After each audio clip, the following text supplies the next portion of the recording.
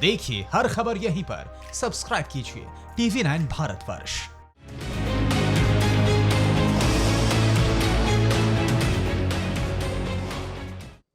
Super prime time में आपका स्वागत है। आपके साथ मैं हूं सुमेरा खान। समूची दुनिया में कोरोना का तांडव जारी है। मौत का आंकड़ा लगातार बढ़ रहा है। मरीजों की गिनती में भी इजाफा जारी है। इस सब के बीच अब वायरस विस्फोट का साइड इफेक्ट भी दिखना शुरू हो चुका है। कोरोना की वजह से तेल पर जबरदस्त असर पड़ रहा है। पेट्रोल, डीजल और केरोसिन सरीखे कच्चा तेल जिन जिन देशों की ताकत थी वो उन्हीं के लिए अब आफत बन चुके हैं। रूस से लेकर अमेरिका, सऊदी अरब और कनाडा तक हर देश के लिए तेल टेंशन बन चुका है। स्थिति यह है कि तेल में आग लगाने की तैयारी हो रही है, यानी तेल उत्पादन करने वाला मुल्क अब तेल जलाने वाला है। कुछ यूं अंबार छूती आग की लपटें तेल के खदानों को खाक करने वाली हैं।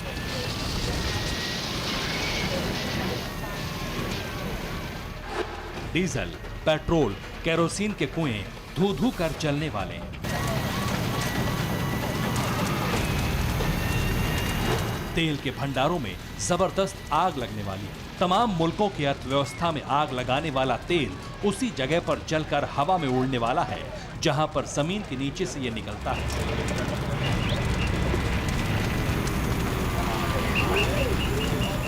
बड़ी बात यह है कि जिस देश में तेल का भंडार है, जिन देशों ने कुएं से तेल निकाले हैं, वो खुद अपने हाथों से उसमें आग लगाने वाले हैं।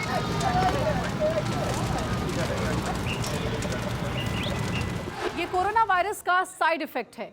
वायरस के विस्फोट के बाद दुनिया भर में मची तबाही का ये असर है।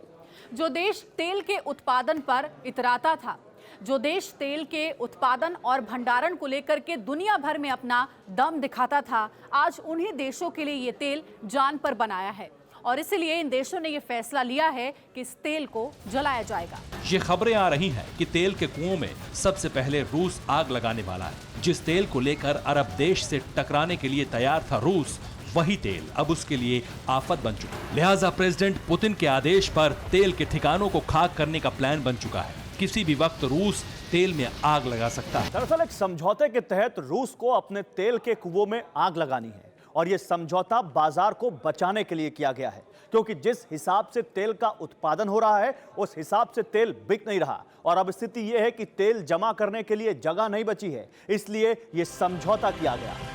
यह समझौता रूस पेट्रोलियम निर्यातक देशों के संगठन और गैर ओपेक सदस्यों के बीच हुआ था, जिसमें यह तय किया गया था कि विश्व बाजार से हर दिन 10 मिलियन बैरल तेल को खत्म करना है। पिछले हफ्ते रूस के ऊर्जा मंत्री ने तेल उत्पादन में हर महीने 8.5 मिलियन बैरल की कटौती का आदेश दिया था। जो समझौते हुए उसमें तेल जलाने पर विचार करने की बात शामिल है।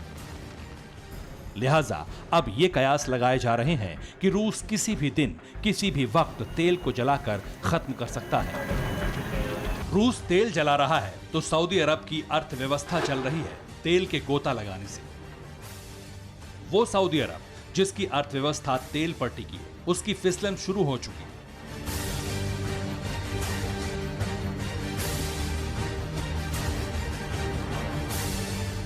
ये गगनचुंबी इमारतें, ये चमक, शेखों की ये रईसी, जिस तेल की बदौलत दुनिया देखती थी, जिस तेल की कमाई से लंबी लंबी गाड़ियां सऊदी की सड़कों पर दौड़ती थी, सऊदी के शेख इतराते हैं, उस तेल पर आफत आ चुकी है।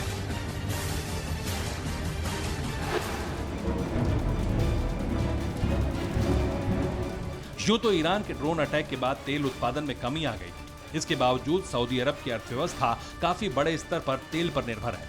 सऊदी अरब के बजट का 87%, कुल जीडीपी का 47% और कुल निर्यात का 97% राजस्व सिर्फ तेल से आता है। यानी जिस तेल पर सऊदी अरब का सब कुछ टिका है वो बुनियाद हिलती दिख रही है।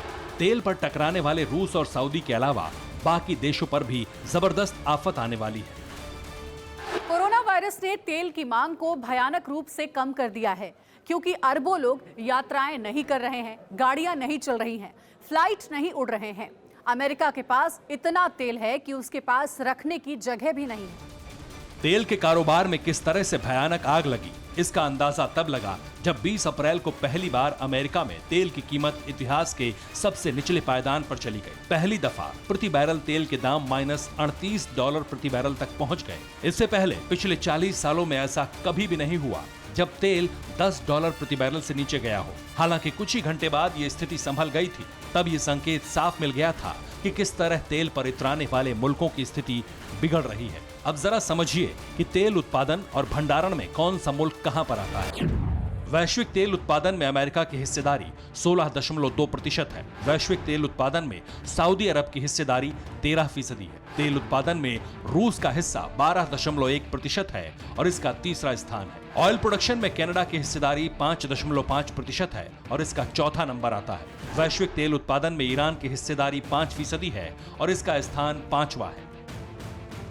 ये सारे देश लगातार तेल उत्पादन कर रहे हैं, मगर कोरोना के विश्व स्तरीय कोहराम के बाद जब से तेल की बिक्री लगभग बंद हो गई है, तब से स्थिति बिगड़ रही है, क्योंकि तेल उत्पादन करने वाले और खरीदने वाले सभी मुल्कों के भंडार भर चुके हैं। अब जरा समझिए कि किस देश के पास भंडारण की कितनी क्षमता है।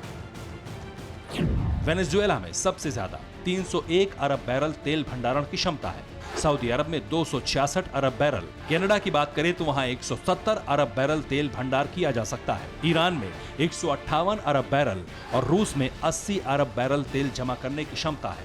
भारत में 4 अरब 49 करोड़ 5 लाख बैरल तेल जमा करने की क्षमता है।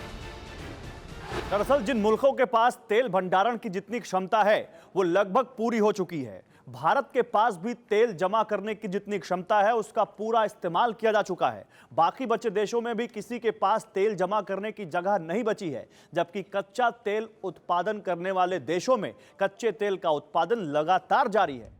ऐसे में अभी तो सिर्फ रूस तेल जलाने पर विचार कर रहा है, लेकिन स्थिति यही रही तो अमेरिका, सऊदी अरब और कनाडा, ईरान समेत देशों से ऐसी ही भयावह तस्वीरें देखने को मिल सकती हैं। ऐसे ही सारे देशों को तेल जलाना पड़ सकता है। तो सवाल अब यहीं से उठता है कि जिस तरह से तेल उत्पादन करने वाले देशों में अकूत तेल जमा हो चुका है, उसका भविष्य पर क्या असर पड़ने वाला है।